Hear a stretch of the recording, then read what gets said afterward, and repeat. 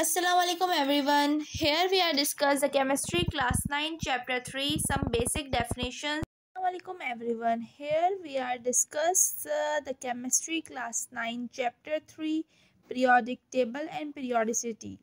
Some basic statements are as follow. First of all, Dobryner's is a classification of triads. In this triad central atom had, इसका मतलब ये कि जो central atom है उसका जो एटॉमिक मास है वो अप्रॉक्सीमेटली इक्वल है उसके एवरेज मास के जो अदर एलिमेंट्स का दिया जाए, जैसे कि कैल्शियम है, स्ट्रोंशियम है एंड बेरियम है। इनके एटॉमिक मास क्या है 40, 87.6 एंड 137।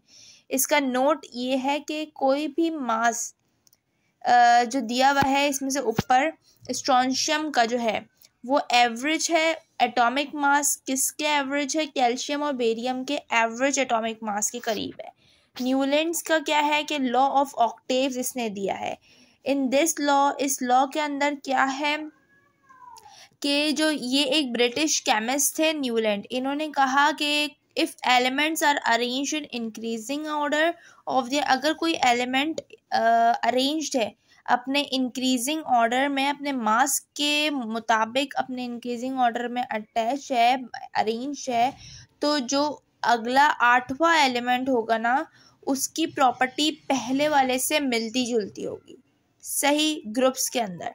जैसे कि इधर दिया हुआ lithium, sodium, beryllium, magnesium, boron, aluminium, इसी तरह बहुत सारे हैं। तो जो पेयर्स में है नोट दिया हुआ है कि जो पेयर में लिथियम सोडियम है इन सब की जो प्रॉपर्टीज़ है ना पेयर्स में, इनकी केमिकल प्रॉपर्टीज सेम होंगी।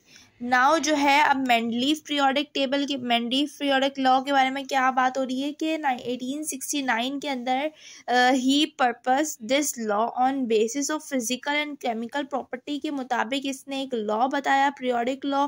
इसकी स्टेटमेंट क्या थी, the properties of the elements are periodic function of their atomic weight, कि जो भी हम एलिमेंट प्लेस करेंगे वो एक एटॉमिक वेट के मुताबिक प्लेस करेंगे सही। अब इसका नोट याद रखिएगा, इन नोट्स को आप रिमेंबर रखिएगा ताकि आपके लिए आसानी हो सही। इन सर्टीन केसेस के अंदर क्या किया कि मेंडलीफ ने कुछ ऐसे पीरियोडिक टेबल के अंदर कुछ ऐसी जगह खाली छोड़ दी मेंडलीफ ने सही है। अब उसको क्लैरिफाई, उसको मॉडिफाई किया मोज़ले ने।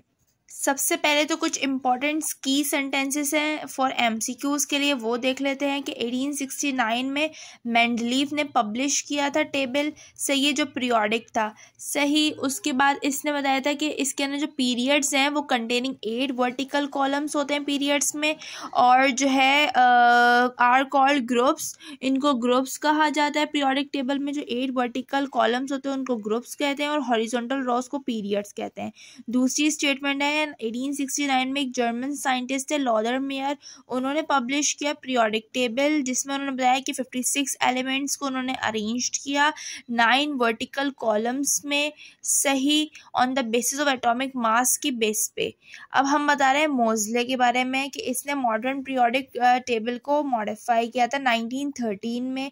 इसे डिस्कवर किया था कि एटॉमिक नंबर जो है इज़ द बेसिक, ये बेसिक प्रॉपर्टी है किसी भी एटम की सही। इसने पर्पस किया था, एक मॉडर्न पीरियोडिक लॉ बताया था। वो लॉ क्या कहता है कि फिजिकल और केमिकल प्रॉपर्टी किसी भी एलिमेंट्स की वो उसके पीरियोडिक फंक्शन में उसको बेस करते हैं एटॉमिक नंबर के मुताबिक रखा जाता है, ना कि एटॉमिक वेट के मुताबिक। तो मेंडलीफ इस पे फेल हो गया था। मेंडली, मोज़ले और इनकी कुछ मेरिट्स और डीमेरिट्स है वो आगे जाके मैं आपको बताऊंगी। इसका इम्पॉर्टेंट नोट है वो देख, नोट ये है कि एटॉमिक नंबर जो है आर एलिमेंट्स का सही है वो इक्वल होता है नंबर ऑफ इलेक्ट्रॉन्स के बराबर होता है इन अ न्यूट्रल एटम, एक न्यूट्रल एटम के।